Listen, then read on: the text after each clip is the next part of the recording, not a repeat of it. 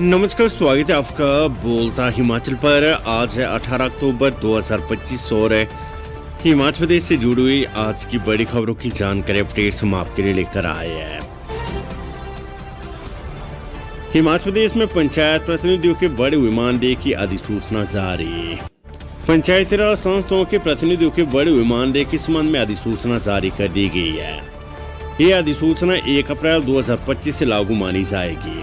इसके तहत जिला परिषद चेयरमैन को 25,000 रुपये, वाइस चेयरमैन को 19,000, जिला परिषद सदस्यों को 8,300 रुपये, पंचायत समिति चेयरमैन को 12,000, वाइस चेयरमैन को 9,000, पंचायत समिति सदस्यों को 7,500, ग्राम पंचायत प्रधान को 7,500 और उप प्रधान को 5,100 रुपये मानदेय दिया जाएगा। इसके अलावा ग्राम पंचायत सदस्यों को 1,050 रुपये प्रति बैठक के हिसाब से मानदेय मिलेगा और वे भी अधिकतम 2 बैठकों के लिए। हिमाचल में होम स्टे बनाने के लिए ग्रामीण क्षेत्रों में मिलेगी छूट, ब्याज पर मिलेगा अनुदान। हिमाचल में पर्यटन को स्वरोजगार से जोड़ने के लिए मुख्यमंत्री स्टार्टअप योजना शुरू हो गई है। योजना के तहत होम स्टे इकाइयों को ब्याज पर अनुदान मिलेगा।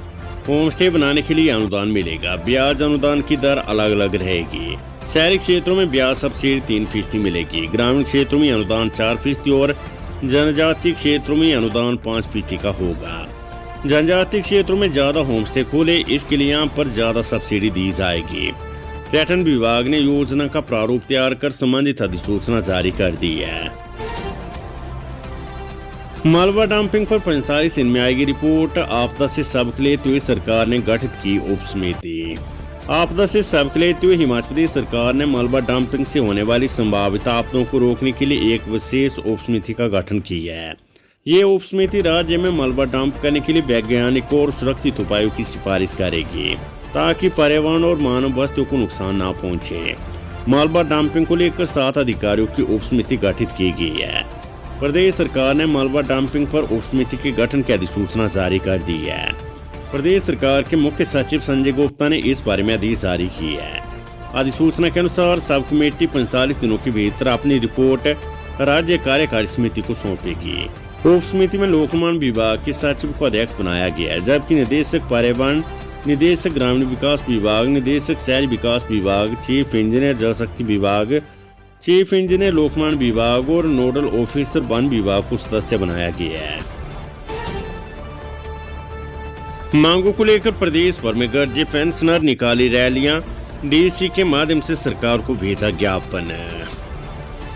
हिमाचल में पेंशनरों ने लंबित मांगों को लेकर शुक्रवार को प्रदेश भर में प्रदर्शन किया।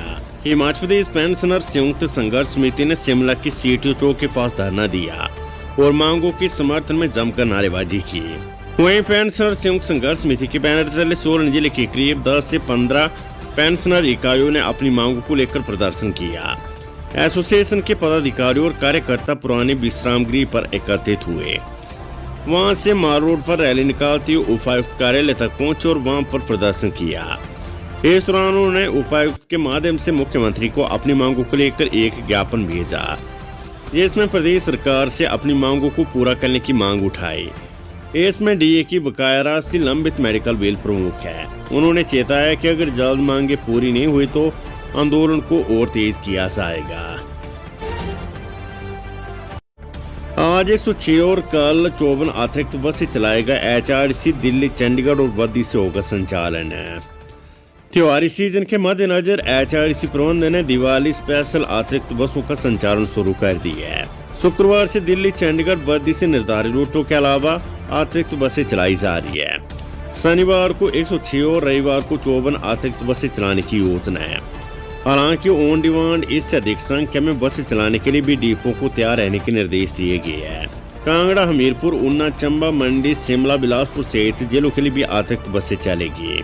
18 अक्टूबर को 106 स्पेशल बसें चलेगी। इनमें दिल्ली से 44, चंडीगढ़ से 54 और बद्दी से 8 बसें चलेगी। निगम 19 अक्टूबर को 54 स्पेशल बसें चलाएगा। दिल्ली से 6 और चंडीगढ़ से 48 बसें चलेगी। ड्यूटी से गैर हाजिर पांगी के थानदल स्कूल के 4 अध्यापक निलंबित, एसडीएम ने की कार्रवाई। राष्ट्रमंत्री जगत सिंह नेगी के निर्देशों पर प्रशासन ने पांगी की राजकीय माध्यमिक पाठशाला थानदल के 4 अध्यापकों को निलंबित कर दिया है। शुक्रवार को एसडीएम पांगी की ओर से निलंबन आदेश जारी किए गए हैं। चारों अध्यापकों को जिला मुख्यालय चंबा में रिपोर्ट करने को कहा गया है। रानीताल में एचआरटीसी वोल्वो बस के चालक और परिचालक से मारपीट, यूपी के 4 युवक गिरफ्तार है। कांगड़ा जिले के देर उपमंडल के रानीताल के समीप दरकाटा में गुरुवार देर रात उस समय सनसनी फैल गई जब उत्तराखंड नंबर की एक्सयूवी कार में सवार युवकों ने एचआरटीसी की वोल्वो बस के चालक और परिचालक पर हमला कर दिया। चंडीगढ़ एयरपोर्ट से धर्मशाला जारी बस के चालक परिचालक पर हुए इस हमले से यात्रियों में हड़कंप मच गया। मारपीट का वीडियो सोशल मीडिया पर भी वायरल हो रहा है। एसआईयू टीम के हाथ लगी सफलता, चंबा तीसा मार्ग पर चर्च के साथ नशा तस्कर गिरफ्तार है। चंबा जिले में पुलिस की विशेष अन्वेषण इकाई एसआईयू की टीम ने चंबा तीसा मार्ग पर गश्त के दौरान रखालू माता मंदिर के पास 1 वर्ष साल कसे 525 ग्राम चर्च के साथ एक व्यक्ति को गिरफ्तार किया है। आरोपी की पहचान टेकरीगढ़ निवासी अशोक कुमार के रूप में हुई है। कांग्रेस अध्यक्ष की रेस में फिर आया कुलदीप राठौर का नाम, दिल्ली में प्रभारी रजनी पाटिल से की मुलाकात। प्रदेश कांग्रेस अध्यक्ष की रेस में पूर्व अध्यक्ष कुलदीप राठौर का नाम एक बार फिर से रेस में आगे आ गया है।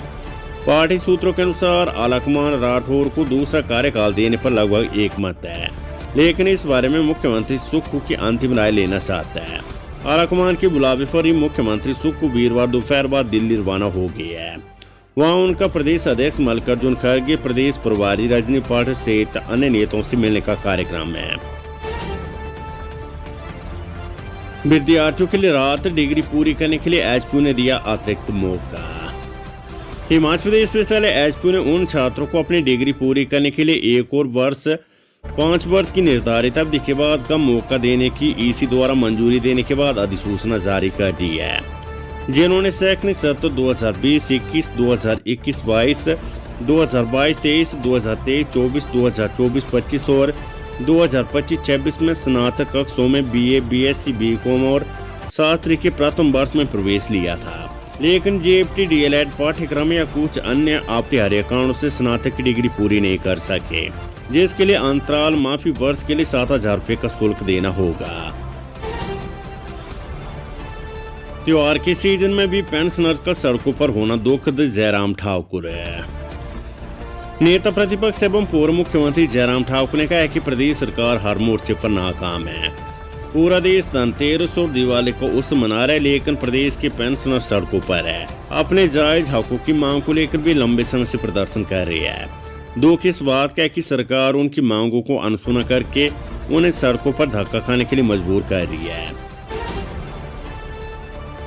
हिमाचल प्रदेश में स्कूलों पर आने वाला एक और फैसला, बदलेगा क्लस्टर सिस्टम।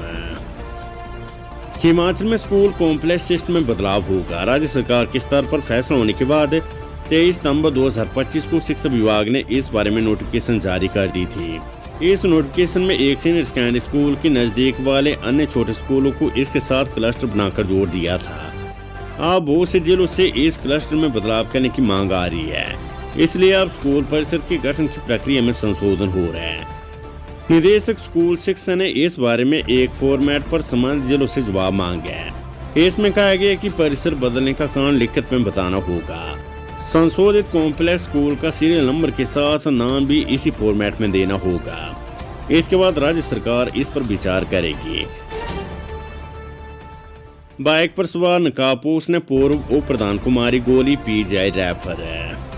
दून विधानसभा क्षेत्र के तहत आने वाली पहाड़ी पंचायत साई में शुक्रवार दोपहर उस समय सनसनी फैल गई जब कार सवार पूर्व उप प्रधान पर एक व्यक्ति ने गोली चला दी।